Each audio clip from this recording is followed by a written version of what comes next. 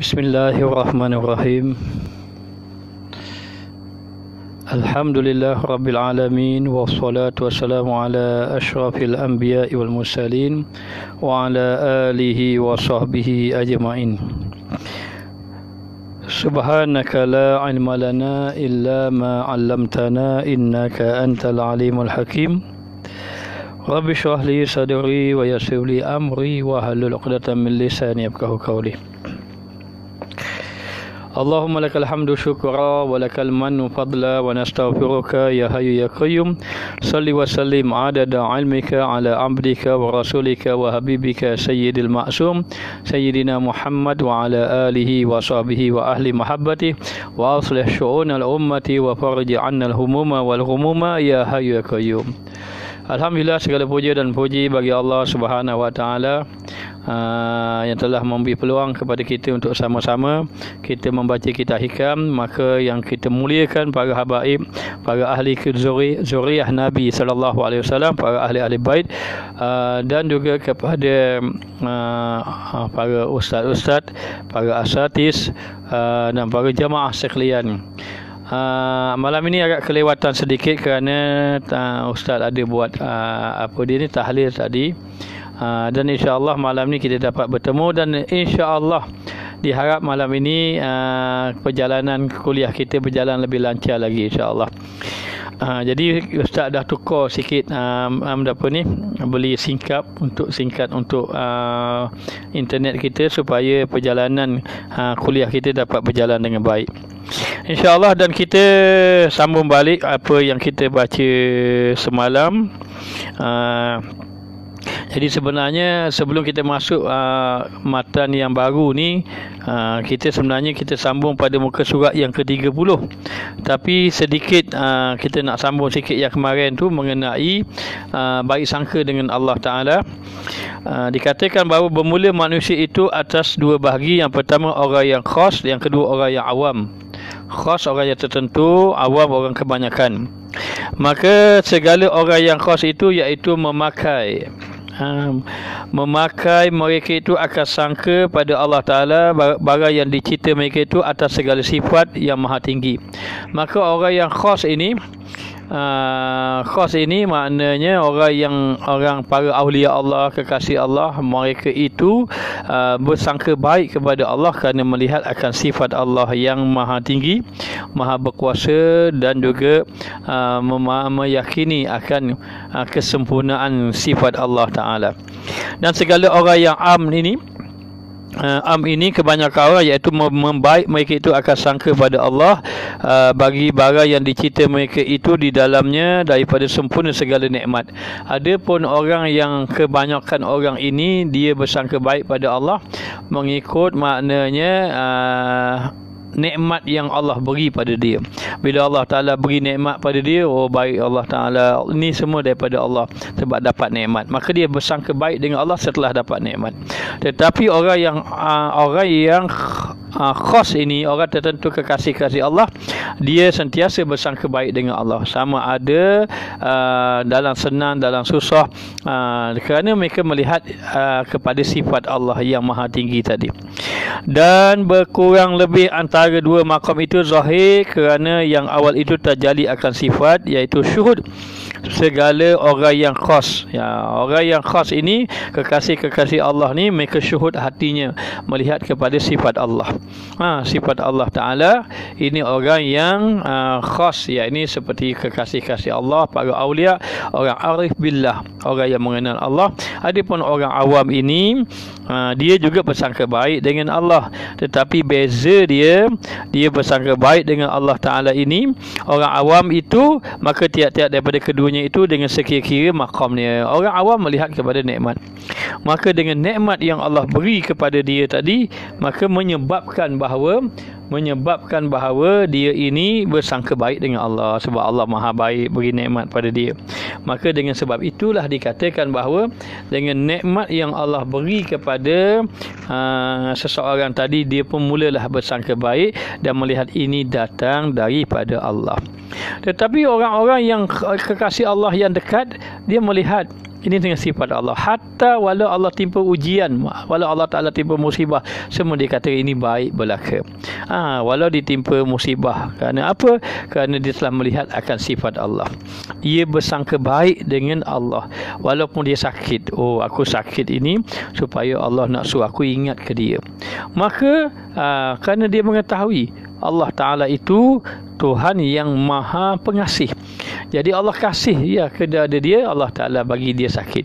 Dia melihat bahawa kepada sifat Allah Subhanahu Wa Ta'ala. Maka dikatakan bahawa sesungguhnya telah banyaklah datang daripada khabar, yakni hadis menyuruh atas membaik sangka pada Allah Ta'ala. Dan sabda Nabi sallallahu alaihi wasallam, dua perkara tiada di atas dua itu, sesuatu daripada kebajikan. Dua perkara yang paling besar dalam kebajikan ini iaitu bersangka baik dengan Allah, bersangka baik dengan makhluk Allah. Dan dua perkara yang buruk, maknanya dua perkara yang buruk adalah bersangka buruk dengan Allah dan bersangka buruk dengan makhluk. Itu yang kita kata mengenai kemarin kita disuruh bersangka baik dengan Allah. Apa yang Allah Ta'ala uji pada kita, sama ada kekurangan harta benda ataupun Allah menguji kita kepada kita ditimpa wabak, penyakit, apa-apa saja, hatta kereta kita rosak tengah jalan ke, semuanya kita bersangka baik, semuanya baik pada Allah Subhanahu Wa Ta'ala. Walaupun sesuatu itu kita tidak suka. Kerana apa? Kerana Allah Ta'ala dia tidak letakkan, tidak berlaku, tidak jatuhkan sesuatu perkara, tidak menimpa kepada kita suatu perkara kecuali di sana, iaitu di sebaliknya itu ada kebaikan kepada hamba-Nya. Ada kebaikan kepada hamba dia. Maka demikianlah sifat Allah yang perlu kita fahami agar kita sentiasa bersangka baik dengan Allah Subhanahu Wa Ta'ala. Dan seterusnya kita pergi kepada matan yang baru, matan untuk malam ini. Dan tak kala telah selesai daripada menyebut daripadanya, maka masuklah menyebut tuntutannya. Maka kata mu'alif, muka surat 30, muka surat 30 kata mu'alif, al-ajabu, ajib, ajib ni pelik kata. Al-ajabu kullul ajabi, al-ajabu kullu ajabi mimman yahrabu mimman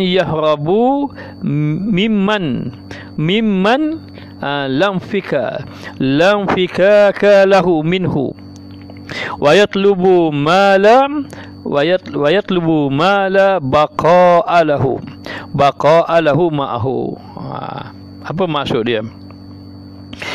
Al-ajabu kullul ajabi, ajib segala ajib, begitu ajaib, benar-benar ajaib. Maksud ajaib ini pelik.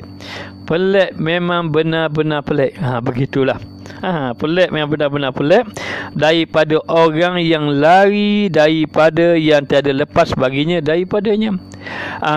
Ni Allah Ta'ala. Pelik memang benar-benar pelik orang yang lari daripada Allah, sedangkan dia sebenarnya tak boleh lepas daripada Allah.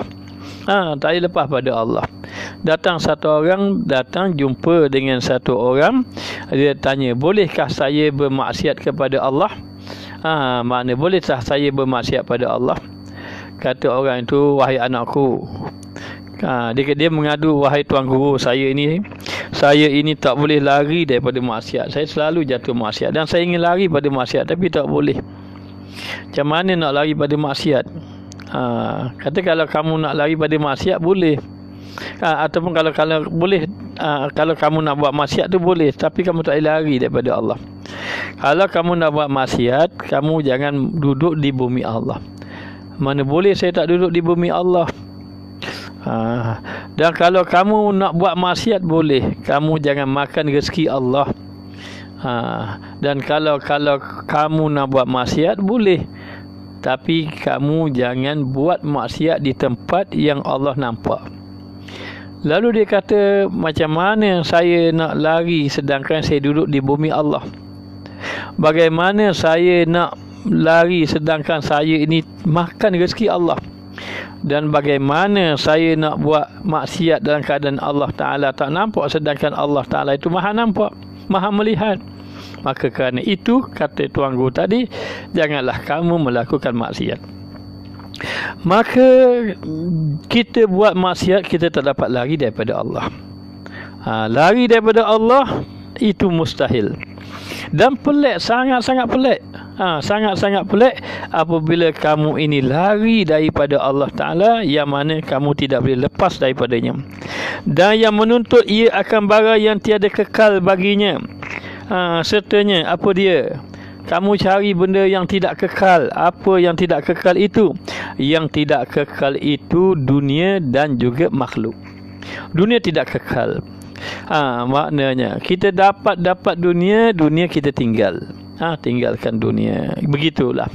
Jadi jangan duk kejar sangat kepada dunia, nanti bahaya. Kita kumpul dunia banyak, maka dunia itu membinasakan kita. Bila kita wafat, maka dunia itu akan marah pada kita. Bagi jamaah sekalian, sebaik-baik orang adalah ketika mana dia nak wafat, dia tidak meninggalkan sedikit pun daripada dunia. Dan bagaimana dengan kereta rumah saya? Berikan awal-awal pada anak dan sebagainya. Arwah ayah ustaz dia wafat, mungkin dia pun tak tahu. Dalam bank ada 6,600 je. 6,600 itu pun orang yang masuk daripada orang sewa tanah di hok dulu, maknanya dah bagi dia pun tak tahu. Tengok bapak 6,600 je duit dia ada. Tu pun bagi-bagi adik-beradik pun, adik-beradik pakat tambah pula ke masing-masing ada nak bagi kepada mak ayah, kepada arwah balik. Tapi nak bagi tahu apa dia maknanya kita duk kejar-kejar benda-benda yang dia lari pada kita. Apa dia? Dunia akan lari pada kita.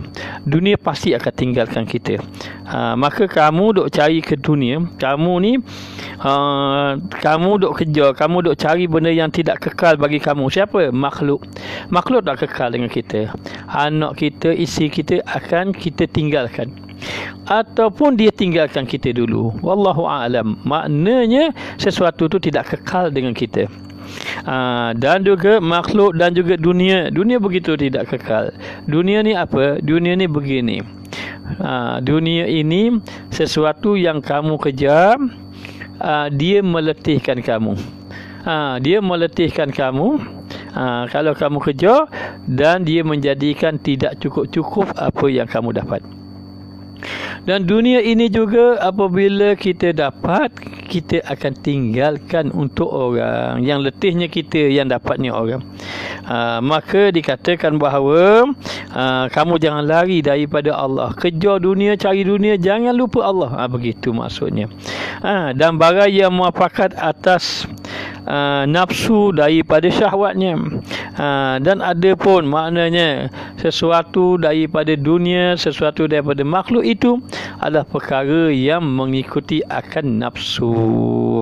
Nak dapat dunia banyak, nafsu. Nak ikut makhluk banyak, ikut lebih makhluk, nafsu.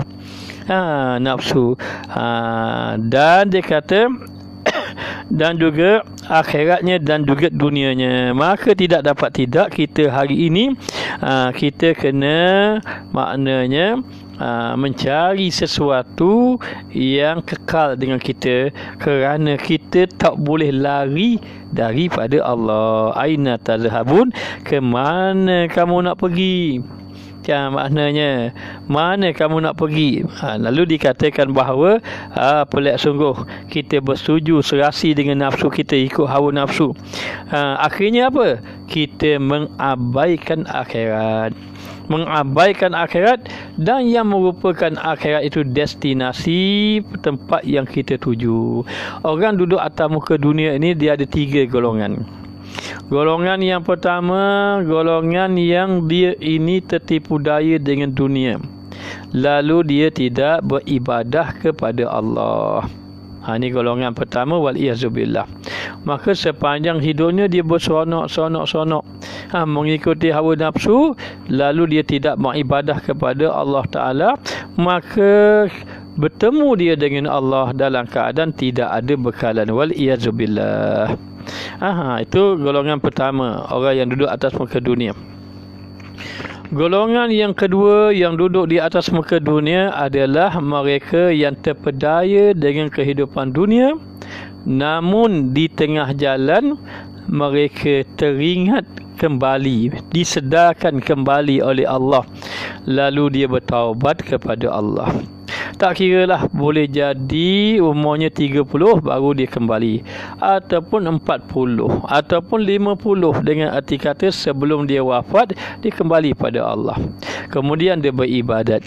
Seandainya ibadatnya itu banyak, selamatlah dia. Seandainya ibadat itu tidak banyak, terpulang atas Allah. Insya'a ghafara. Jika Allah Ta'ala kendaki, Allah ampun.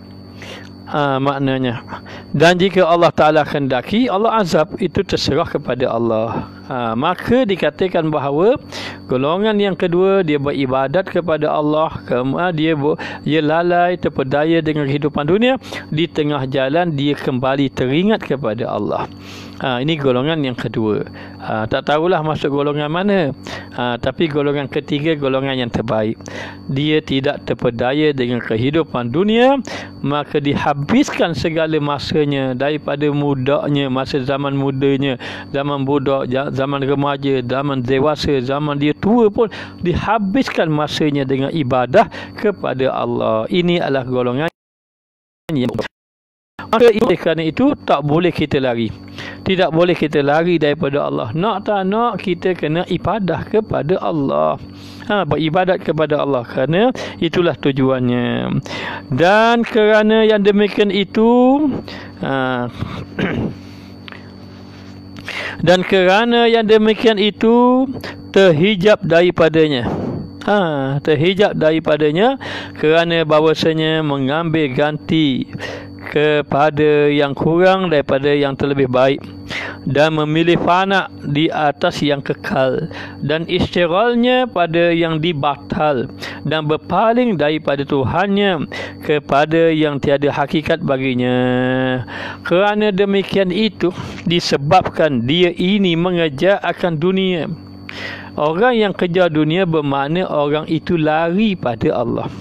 Kita kalau lari pada Allah, kita tak jumpa akhirat, tak apa. Tapi ingat, satu hari Ustaz bertemu dengan satu orang, Tuan Guru Haji Musa, kalau tak silapnya. Beliau sudah wafat, rahimahullah ta'ala. Kita minta kepada dia tolong bagi nasihat. Tuan Guru boleh tak bagi nasihat ke saya minta nasihat. Dia pun tengok kita.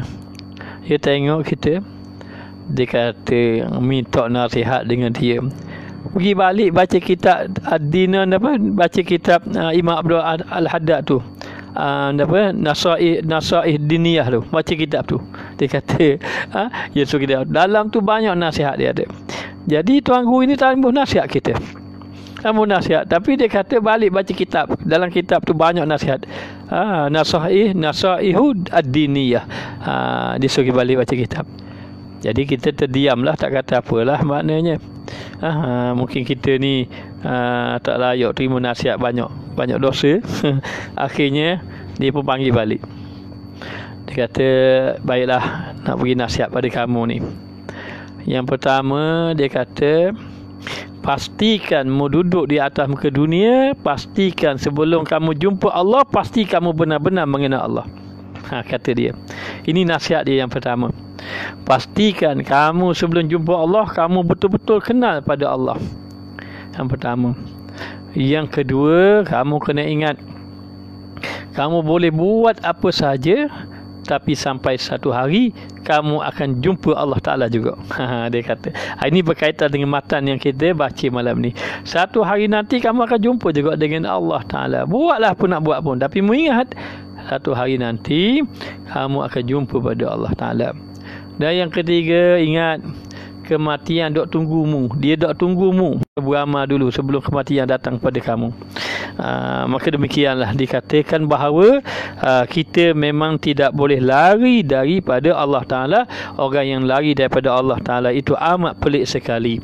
Maknanya pengarang kitab kita ini kata, oh, pelik sungguh orang lari pada Allah. Apa maksud lari pada Allah? Yakni tidak menghadapkan wajahnya kepada Allah, mengabdikan kepada Allah, maka disibukkan dengan dunia dan juga minta maaf kalau ada line terputus balik, insyaAllah. Harap kalau terputus, baik, kita sambung balik. Lalu dikatakan bahawa kenapa mereka itu terhijab? Kerana mereka telah mengambil yang kurang. dunia tu semua kurang belaka, tidak ada nilaian di sisi Allah, maka dia ini sepatutnya mengambil akhirat. Siapa yang mengambil akhirat, maka dia ini maknanya terbuka dia dengan Allah, terdinglah dia dengan Allah Subhanahu Wa Taala. Maka antara fana dengan baqa, pilihlah baqa. Baqa itu akhirat, dunia itu fana. Walal akhiratu khairul laka minal ula. Walal akhiratu khairun, sesungguhnya akhirat itu lebih baik daripada dan walal akhiratu khairun wa abqa, dan akhirat itu lebih kekal. Dan disibukkan, kamu telah sibuk dengan perkara yang batil, yang menipu. Ingat, jangan sampai tertipu kita disibuk. Jangan sampai kita disibukkan, yang pertama. Jangan kita disibukkan pada selain pada ibadah, itu yang pertama. Yang kedua, jangan sampai kita ini maknanya disibukkan dengan yang pertama, jangan disibukkan kita dengan rezeki. Jangan sampai kita dicabut keberkatan dalam hidup. Allah Ta'ala cabut keberkatan dalam hidup. Dan yang ketiga, jangan sampai kita ini jangan sampai kita ini merasa nikmat di dalam maksiat dan tidak suka pada Allah Subhanahu Wa Taala. Putus minta maaf. Maka oleh itu jangan lari, bahkan kamu pergi kepada Allah Subhanahu Wa Taala, sehingga dikatakan sesiapa yang datang pada Allah berjalan, Allah datang padanya berlari. Siapa yang datang satu hasta, Allah datang satu jengkal. Siapa datang pada Allah satu jengkal, Allah Ta'ala datang satu hasta. Siapa datang satu hasta, Allah Ta'ala datang satu depa. Allah lebih lagi mengasihi, suka kepada hambanya yang datang kepadanya. Jangan lari daripada Allah Ta'ala. Dan kata setengah mereka itu telah duduk kepada aku seorang laki-laki 13 tahun. Seorang laki-laki duduk 13 tahun dan sembahyang ia pada tiap-tiap hari 1000 rakaat. 1000 rakaat hingga jadi ia tepak. Maka adalah apabila telah sudah asar, maka duduklah memakai jubah dan berhadap ia kepada kiblat. Maka berkata ia, ajaib aku bagi kejadian betapa hendak ganti padamu, dan ujub aku bagi kejadian betapa, ujub ni pelik aku, betapa jinak kepada yang lain. Kemudian maka diamlah ia hingga masuk kepada matahari. Apa maknanya? Dia ada satu kisah. Kisah ni mengenai berkata satu orang, berkata setengah mereka itu, iaitu orang sufi. Dia kata, telah duduk tinggal kepada aku seorang lelaki. Ada satu orang lelaki, dia duduk lama ni, dia duduk 13 tahun. Dia duduk 13 tahun dan dia telah sembahyang pada tiap-tiap hari 1000 rakaat. 13 tahun 1000 rakaat dia sembahyang, hingga jadilah dia tepak. Tepak ni lumpuh, sampai lumpuh dia. Maka adalah ia apabila telah habis sembahyang asar, maka ia duduklah, lalu dia memakai apa ni, bukan jubah ni, habuah ni. Habuah ni macam mana habuah? Habuah ni kalau duduk Yaman dia ada habuah. Ni contoh saja habuah.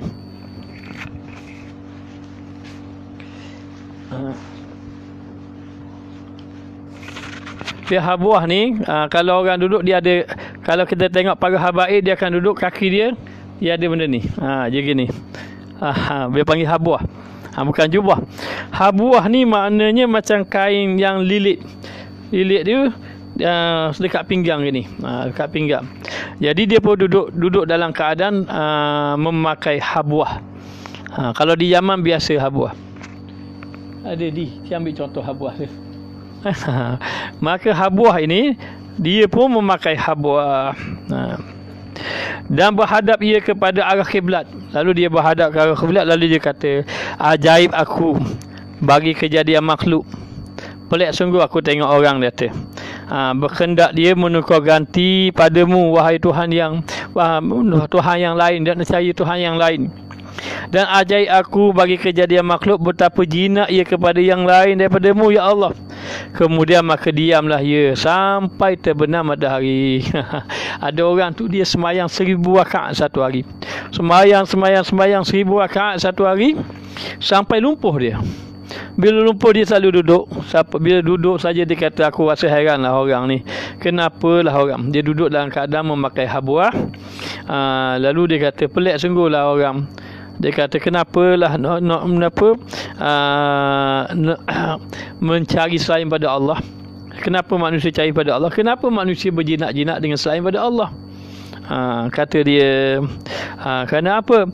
Kerana maknanya tidak ada yang lebih nikmat kecuali duduk berdampingan dengan Allah. Sampai dia sembahyang 1000 rakaat saya sampai lumpuh dia. Dalam lumpuh tadi dia boleh duduk. Dalam duduk dia kata, Allah, kenapalah manusia ini tidak nak cari selain pada Allah? Sedangkan tidak ada yang paling nikmat kecuali berdampingan dengan Allah. Dan ada ulama-ulama, orang-orang soleh, mereka sembahyang banyak. Salah seorang daripada Tuan Guru Ustaz, namanya Tuan Guru Haji Abdullah, kata isterinya, beliau ini kalau sembahyang biasa dia berhenti sampai pagi. Bahkan Allamah Habib Umar sendiri pun, satu orang ulama Yaman pun begitu katanya. Bila ditanya, satu orang ada pernah tanya pada Habib Salim anaknya, apa yang ayah kamu buat di malam hari? Katanya, ayahku di malam hari sembahyang sampai pagi. Kadang-kadang dia menangis sampai ke pagi. Begitu orang-orang soleh ni, kadang-kadang dia sembahyang sampai pagi. Kadang-kadang dia termenung sampai pagi. Dia bertafakur, menangis. Begitu amalan orang soleh. Macam kita tidur sampai pagi. Itu beza kita dengan orang yang soleh. Maka katanya lagi, dan kata Abu Sulaiman Ad-Darani radhiyallahu anhu, jikalau dipilih aku antara 2 rakaat dan antara masuk syurga Firdaus, kalaulah Allah Ta'ala suruh pilih 2 rakaat ke nak masuk syurga Firdaus, 2 rakaat ke nak masuk syurga Firdaus, saya tanya, Ustaz nak tanya jemaah, nak masuk syurga Firdaus ke nak sembahyang 2 rakaat? Maka kata Sulaiman Ad-Darani, seandainya Allah Ta'ala memberi aku pilihan antara 2 rakaat ataupun masuk syurga Firdaus, nascaya aku memilih 2 rakaat. Kenapa dia memilih 2 rakaat?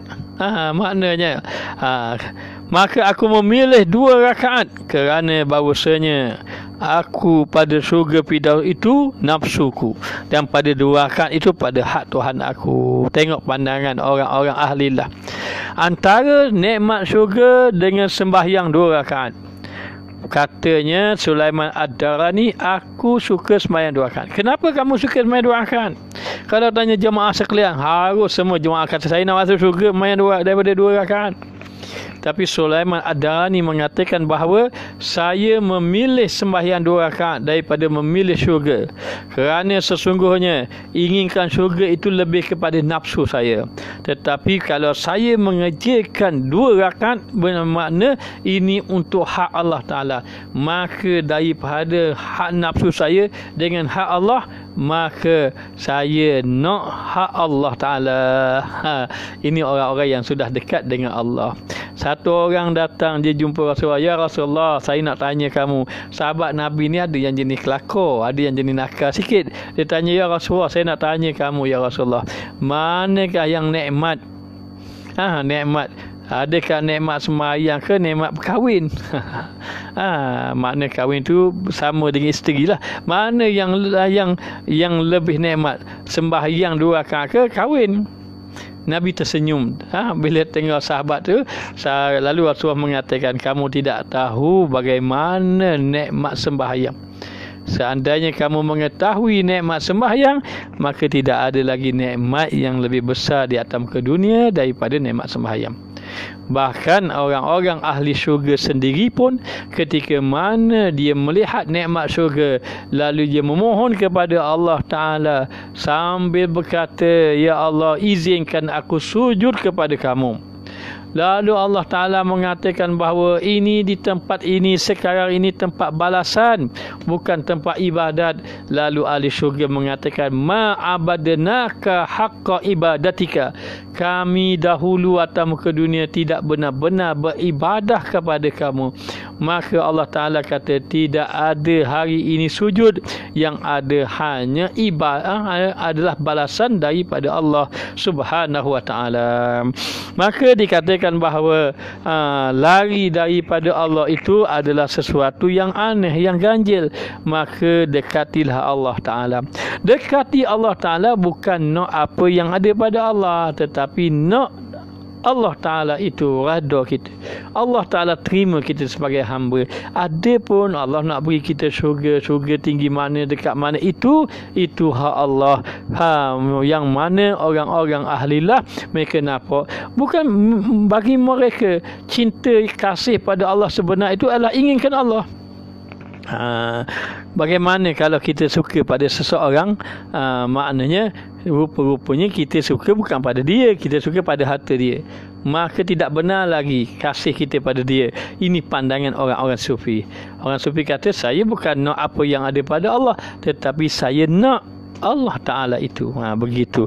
Ini pandangan orang yang dekat. Apapun kita, katanya pengarang kitab kita ini, jangan kamu lari daripada Allah Subhanahu Wa Ta'ala.